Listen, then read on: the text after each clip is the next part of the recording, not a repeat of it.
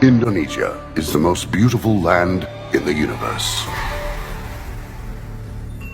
The land where we were born. The nation where we grew up.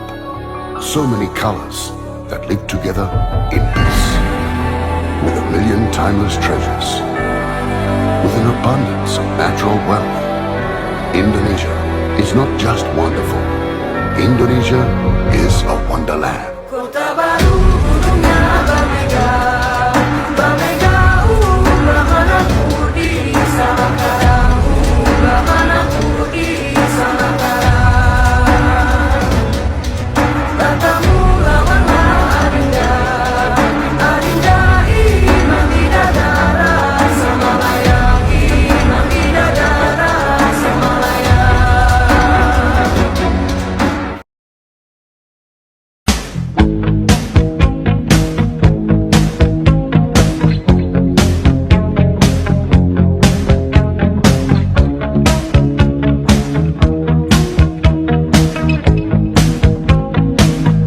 Every breath you take. Oh wow! Finally we made it to Indonesia. Oh, yeah, we've been waiting for this trip for so long. Same here, I am really excited to explore about this country. Everything looks so different from Malaysia. Yeah, I can't wait to learn more about Indonesia. I think we should take selfie for these memories together in Indonesia. Yeah, sure. Let's go. Say cheese. Cheese. Okay.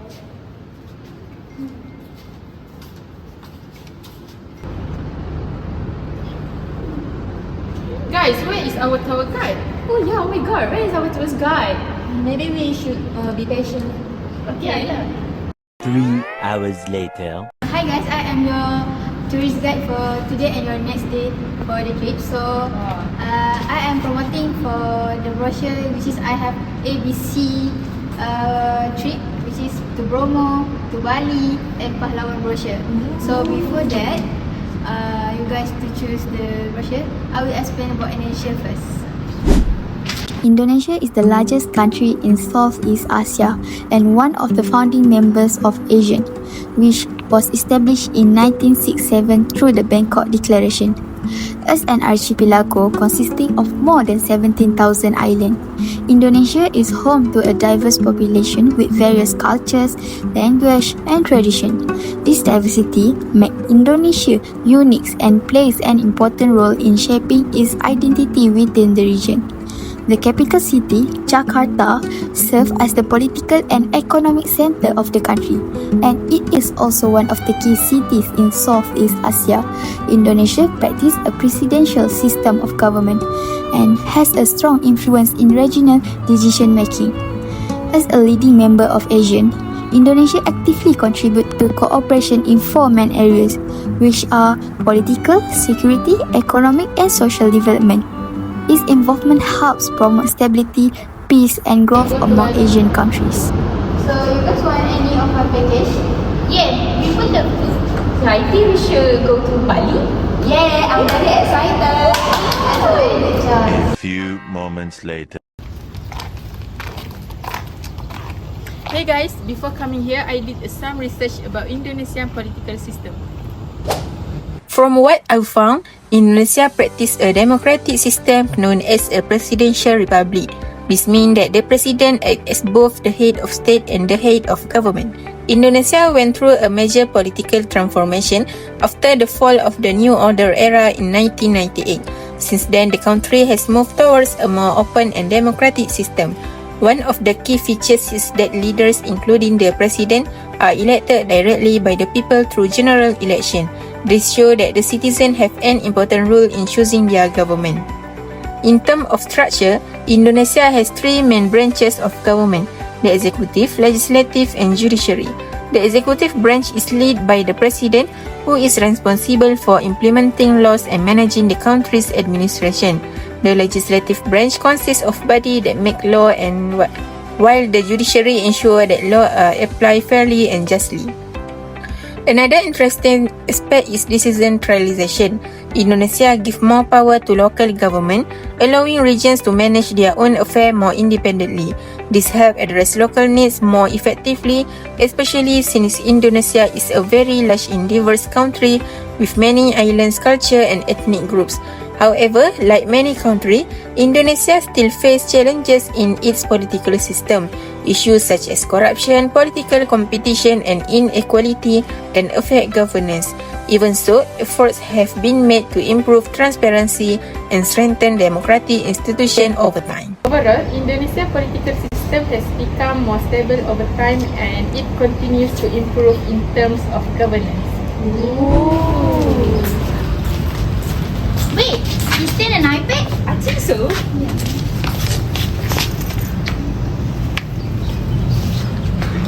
This iPad shows a poster about security and safety in Indonesia. I know a lot about it. Okay, I will let you to talk about it. Indonesia has made significant improvements in ensuring safety, especially in public places like airports and tourist areas. There are strict regulations and trained security personnel to maintain order and protect visitors. However, one major challenge is natural disaster. Indonesia is located along the Pacific Ring of Fire, which make it prone to earthquake, volcanic eruption, and even tsunamis. Because of this, the government focuses heavily on disaster management and emergency response system to reduce risk and protect the populations. So overall, Indonesia's security system is improving, but they must always stay prepared for natural hazard. A few moments later. Okay, so let me introduce you social culture of Indonesia. So let's go. Let's go. I would like to talk about the social aspect in Indonesia, which can be divided into both positive and negative sides. Let me start with the positive social aspects. First, Indonesia is very rich in arts and culture. For example, traditional dances like tari saman and traditional music such as gamelan play an important role in society. These cultural elements represent the country's identity and heritage. At the same time, they help unite people from different ethnic groups since Indonesia has a very diverse population. Second, Indonesia is well known for its strong spirit of gotong royong, which means mutual cooperation. In many communities, people help each other in activities like cleaning the village or building houses together. This practice strengthens social relationships and creates a sense of unity among the people. Third, tourism is also a positive social aspect. A popular example is Bali. Tourism helps generate income for the country and also promotes Indonesia culture internationally. It allows people from around the world to learn more about Indonesia's traditions and lifestyles. Now, let's move on to the negative social aspects. One issue is the urban lifestyle, especially in big cities like Jakarta. People tend to become more individualistic, meaning they interact less with others. In addition, the fast-paced city life can lead to high levels of stress. Another major issue is poverty. Many people still lack access to proper education and healthcare, which affects their quality of life. This creates inequality within society. Next is unemployment. When people do not have jobs, it can lead to an increase in small crimes and other social problems, such as stress and instability in life. Lastly, environmental pollution is also a concern.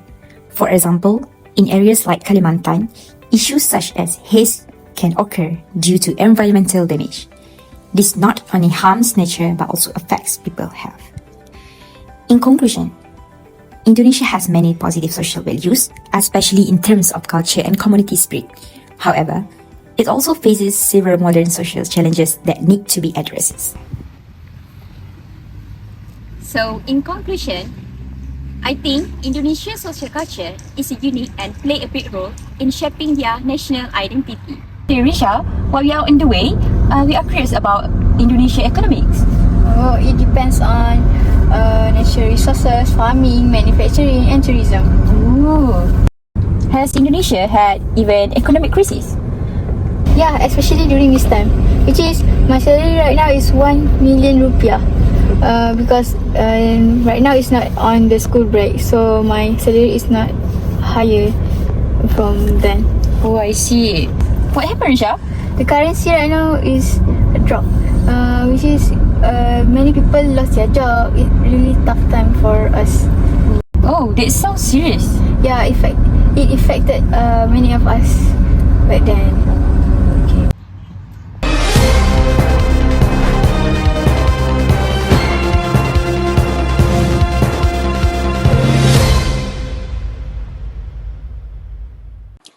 Good day, everyone. Today we take a closer look at the economic challenges facing in Indonesia. Indonesia has achieved remarkable economic growth over past 2 decades, reaching middle income status. Indonesia's economic history has seen turbulence as well. During the Asia financial crisis of 1997, the rupiah plummeted due to high foreign debt and weak banking systems. Yet, the country continues to face several serious economic issues, including inequality, unemployment, poverty, and others.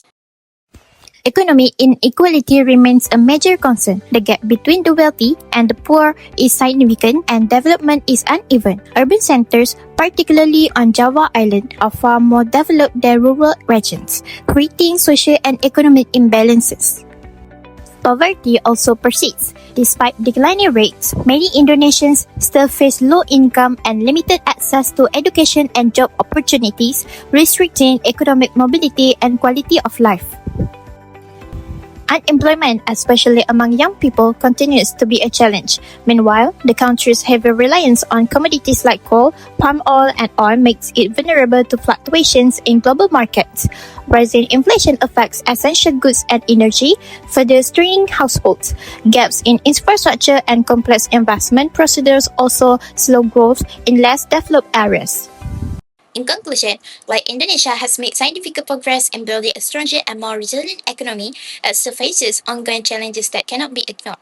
Issues such as inequality, poverty, and unemployment continue to affect many Indonesians and highlight the need for inclusive and sustainable development.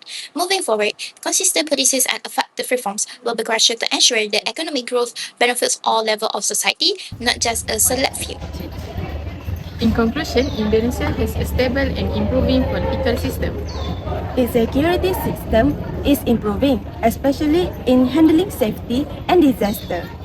In socially, Indonesia is a rich culture and diversity, while maintaining unity. In economically, Indonesia is growing rapidly and has strong future potential. Overall, Indonesia is a developing country with many strengths and opportunities. Thank you. Thank you. Bye.